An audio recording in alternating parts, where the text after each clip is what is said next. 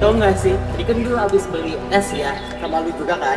Nah kan gue beliin yang si Hana kan esnya 5.000. Gue bilang aja 20.000, buat tiga kita jajan bareng. Ayo. Yuk, jajan bareng yuk. Yes.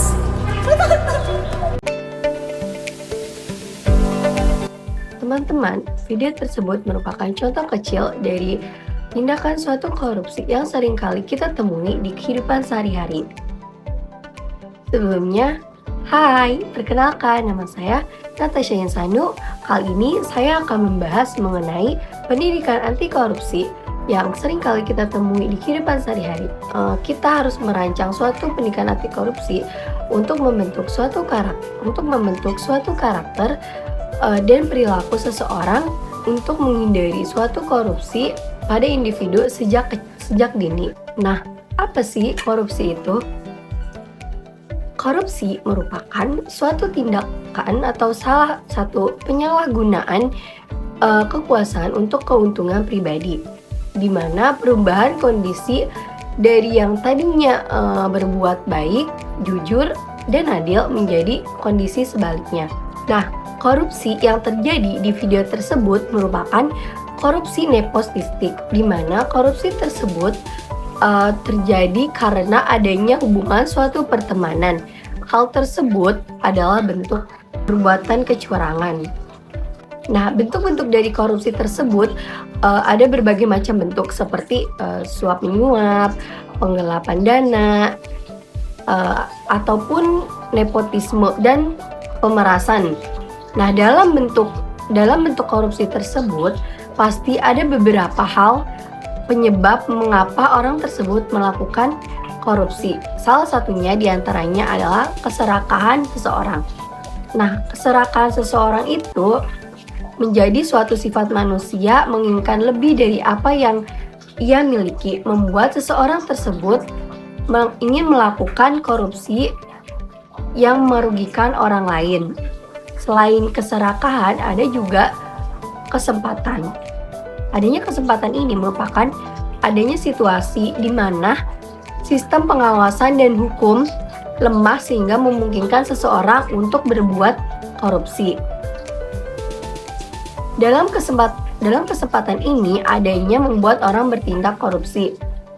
Jadi seseorang bisa berbuat korupsi dikarenakan adanya kesempatan yang tidak bisa kita pungkiri akan selalu ada. Selain itu, adanya budaya dan kebiasaan seseorang.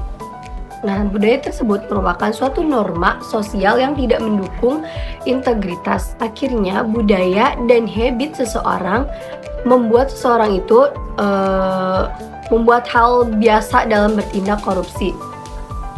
Karena adanya habit seseorang yang mewajarkan korupsi itu. Nah, selain itu, lemahnya moralitas seseorang. Kurangnya pendidikan moral dan etika seseorang membuat seseorang tidak berpikir adanya kerugian untuk orang lain maupun untuk negara jika ia melakukan suatu tindakan korupsi. Selain penyebab mengapa seseorang itu melakukan korupsi, ada beberapa dampak korupsi. Di antaranya dampak dalam ekonomi. Dampak dalam ekonomi korupsi yaitu kita bisa terlambat pertumbuhan ekonomi dan menyebabkan ketidakstabilan ekonomi.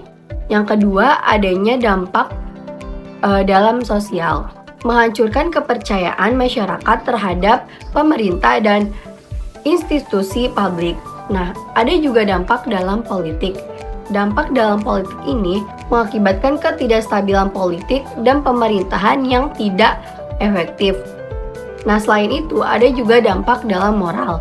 Dampak dalam moral ini dalam bertindak korupsi membuat kita merusak nilai-nilai moral dan etika dalam bermasyarakat. Untuk mengatasi hal tersebut, tidak bisa kita pungkiri para koruptor akan tetap ada. Tapi setidaknya kita bisa menanamkan nilai-nilai anti korupsi. Nah, nilai-nilai diantaranya yaitu nilai-nilai kejujuran. Selalu bersikap jujur dalam segala situasi. Selain itu, adanya juga nilai-nilai bertanggung jawab. Bertanggung jawab atas tindakan dan keputusan diri sendiri. Nah, yang ketiga adanya integritas.